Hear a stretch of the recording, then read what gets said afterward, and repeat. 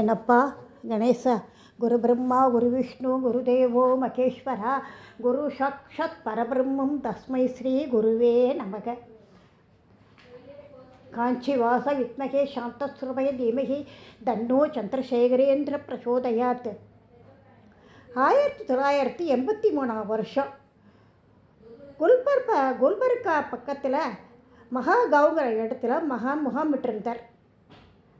அப்போ அவரை பார்க்க பாபு தீட்சிதர் அவரை பார்க்க வந்திருந்தார். மகானுக்கு அன்னைக்கு மௌன விரதம். திருவிழிமலை என்னும் திவ்ய கஷேத்திர மகாத்மையை பற்றி புஸ்தகம் ஒன்றா பாபு தீட்சிதர் சொல்ல அதைக்கு படின்னு சொல்லி ஜாடை காட்டிட்டார் மகான். ஜன்னலுக்கு உள்ளே மகான், வெளியில் பாபு தீட்சிதர். ராத்திரி 7:30 மணியிலேருந்து 11 மணி வரை படிச்சுட்டு இருந்தார். அதை கேட்டுட்டு இருந்தார் மகான். இப்படி பல நேரங்களில் வாசிக்க சொல்லி மகான் அமைதியாக கேட்கறது உண்டு. பாபு தீட்சிதர் வாசித்து கொண்டு இருக்கிற போதே மகாபெரிவா தனது மௌன விரதத்தை முடிச்சுன்னு விட்டார். வரலாறு ரொம்ப நன்னா இருக்குது, எல்லோருக்கும் புரியும்படியாகவும் இருக்குது அப்படின்னு பாராட்டினார். க்ஷேமத்தோடு இரு அப்படின்னு தீட்சிதருக்கு ஆசீர்வாதமும் சொல்லிட்டார்.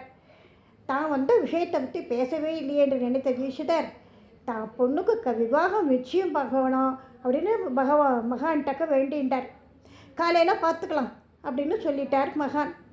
ஏன் இப்படி சொன்னார் என்ன அப்படின்னு தீட்சிதர் கவலைப்பட்டு கொண்டு இருக்கலை. எப்படியும் அவரது அருளாசி தன் பொண்ணுக்கு கிடைக்கும் அப்படிங்கிற ஒரு நம்பிக்கை. மறுநாள் காலம்பரம் 8 மணி பெரியவா கூப்பிடுறான்னு சொல்ல தீட்சிதர் மகான் இருக்கும் இடத்துக்கு ஓடி வேகமாக வந்தார். நீ கவலைப்பட வேண்டாம், உன் பொண்ணுக்கு கல்யாணம் நடந்து சௌக்கியமாக இருப்போ அப்படின்னு ஆசீர்வாதம் பண்ணிட்டார். சாட்சாத் பகவானே ஆசீர்வாதம் பண்ணினா மாதிரி இருந்தது அவருக்கு. மகான் இன்னொரு காரியத்தையும் செஞ்சார்.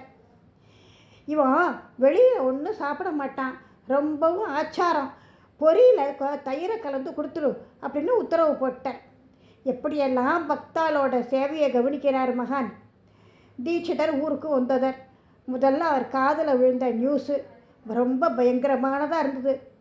எந்த இரவு தன் மகளோட திருமணத்தை பற்றி பேசினாரோ அன்னைக்கு அவரது மகளுக்கு பிராண அவஸ்தை ஏற்பட்டு உயிருக்கு போராடின்னு இருந்திருக்கா குழந்தை. சரியாக காலம்பரம் 8 மணிக்கு பெரியவா அவர் அழைச்ச நேரத்தில் இங்கே அவள் பூரண குணம் அடைஞ்சிட்டா. காலையில் பேசிக்கலாம் என்ற அந்த கருணாமூர்த்தி இதற்காகத்தான் சொன்னாரோ? முக்காலும் உணர்ந்த அந்த கருணை மேன்மையை எண்ணி உருகி நின்றார் பாபு தீட்சிதர். ஹரஹர சங்கர ஜெய ஜெய சங்கர, ஹரஹர சங்கர ஜெய ஜெய